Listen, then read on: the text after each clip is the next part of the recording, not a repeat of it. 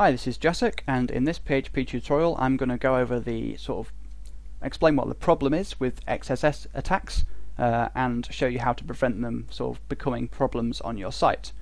And to do that, we've got this simple guestbook example here that I've created for this video. I'm just going to very briefly, before we get into what XSS or cross-site scripting attack is, I'm going to very briefly go over how this works. So we have this page here, and all that happens is, say when I type a post in this box here, so this is a post, and hit post, it just appears above. So above here will be a list of posts, so we could add another one. This is another post, except we would spell another correctly. And you can see that they just get added one after the other. And this works using a database, which is why I've got PHP open here. And it's working with this posts table in the guestbook database. So if we reload this browse window, you can see that these two posts have now shown up with ID 1 and 2. This is a post, this is another post. So this is a very simple system, and I'll just show you the code for it.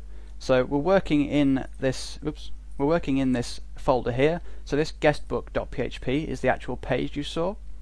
We also have this core folder, and now the core folder will contain the entire back end of the site, so it'll contain all the logic parts of it that don't control output, that only work with the database. So if we just open that up, you see we have this init.inc.php file, and this file will be included by all of the pages that need to work with, by all of the pages. And this file will connect to the database, and then it will include any files that we need that define various functions. And those files that define various functions are in this inc folder. If we just open that up, you'll see we've got this single file called guestbook.inc.php. Now this guestbook example is sort of like the comments system that you would see for a blog system. So if this was a blog system, you'd have a lot more than one file in here, which is why we have them in a separate folder. So this another thing I meant to say is this init file is similar to the connect.php that you may have seen before. Or may have used before. It's quite a common thing to do, and that, it's sort of the same as that essentially, except it's a bit more of an extension to that. So it also includes some files and would do anything else that you need to happen on all of the pages. Anyway, let's have a look at the code now. So we have this guestbook.php, which is the main page, and you can see that the first thing it does is include the init file I just mentioned. After that, it checks to see if a message has been sent using the form. If it has, it calls a function called addPost, just passing in a single parameter, which is the message. And then, obviously, regardless of if it has, there's no else here, so just next thing it does is fetches all of the posts from the database and stores them in a posts variable.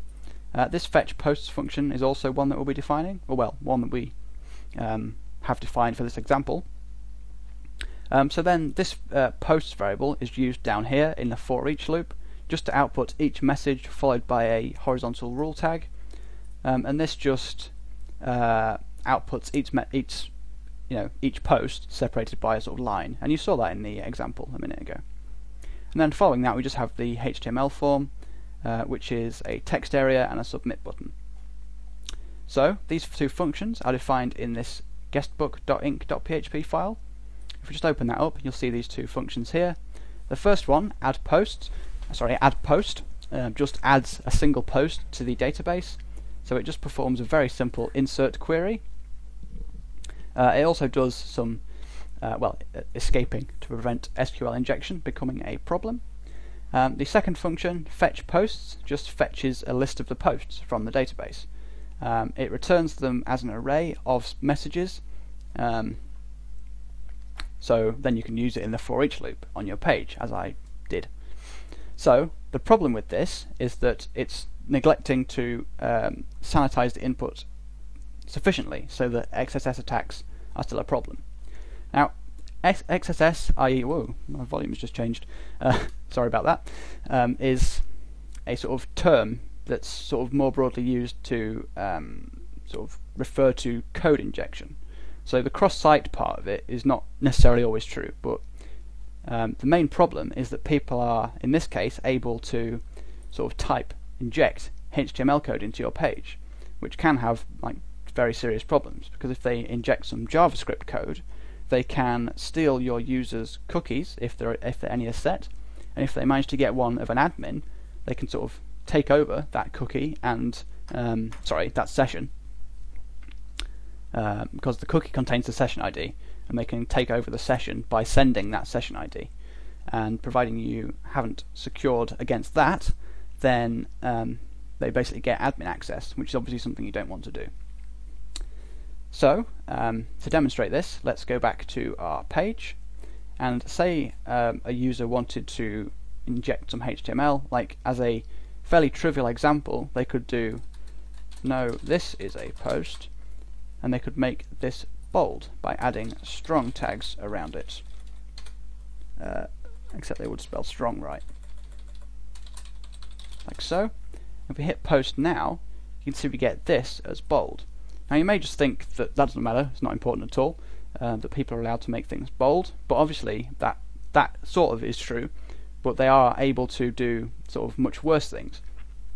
One of the main ones is sort of page defacing, so they can type stuff in here that will change the way your site looks in a more way. It's not restricted to just this line, what they post as well. They can affect the entire page.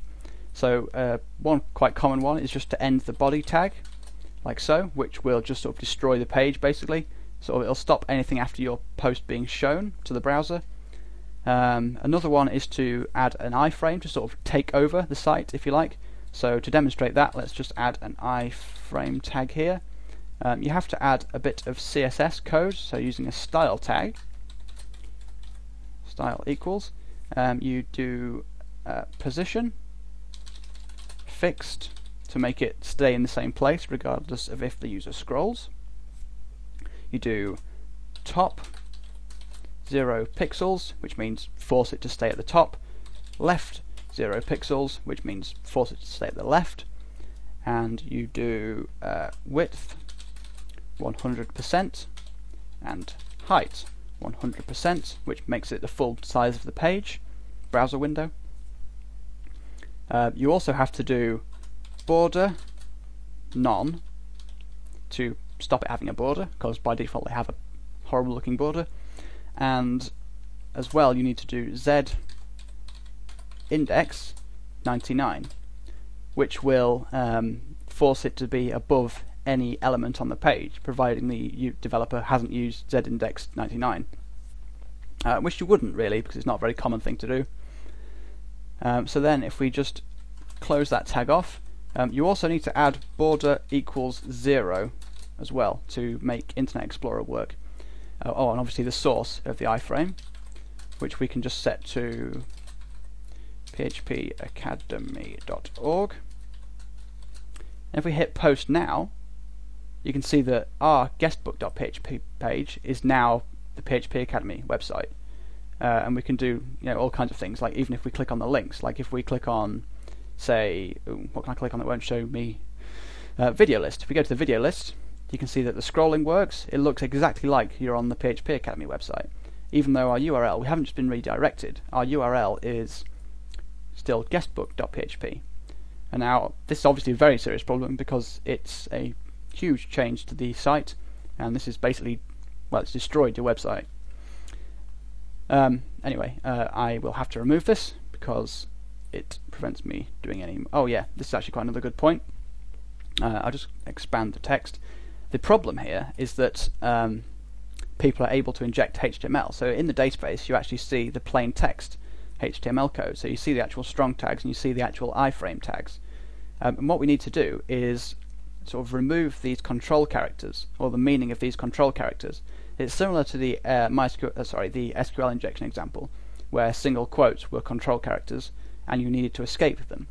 You can't exactly escape HTML in the same way by preceding it with a backward slash, but you can convert them to HTML entities. So I'm going to have to remove this iframe example, so let's just remove that. So if we just go back to our guestbook page and reload this, the PHP Academy website will disappear. And what we need to do is fix this here so that our input is sufficiently sanitized. So we can do that using the HTML entities function, And what this function does is replace any character like that with its HTML entity, which for that one is LT, like that. And when that is sort of saved in the database and then output to the browser, it will actually be displayed on the browser page as this, not this. So it'll display as a literal one of those, and won't have any meaning. So it won't be able to affect the sort of, well, the working of the site. So what we do is message equals HTML entities of message. Don't need that new line there. And what that will do is, well, it'll just do what I just said. It'll convert the control characters to HTML entities. So let's go back to our page and try the bold example again. So if we do strong, this is a post. I need to think of something else to put. And if we hit post now, oh, I spelled HTML entities wrong. And yes. So if we go back to our page and ignore that error, hit resend, you can see we get this output with the actual strong tags as they were types. But if we look in our database, hit browse, you can see that they have been converted to their entities. And this means that sort of XSS attacks are essentially impossible, because the user has to be able to inject a tag to be able to do anything. There is another little problem with characters other than, you know, standard English letters and numbers. So the way to fix that is by defining the character set. And you can look into this more on php.net, but basically what you need to do is pass in, because this function takes 3 parameters, the second 2 are optional. The third one defines the character set that you are using, so you need to pass in the second one to be able to get to the third one. So the default for the second one is the constant ent_compat, and then the character set we want to use is UTF-8, and that will make it work for sort of higher valued characters, like things with accents and stuff like that. Otherwise you'll get sort of weird corruption. And there are also, if you don't do this, there are sort of special character strings you can pass in to make XSS another possible again. So you do need to add this character set thing. Anyway, that is how to prevent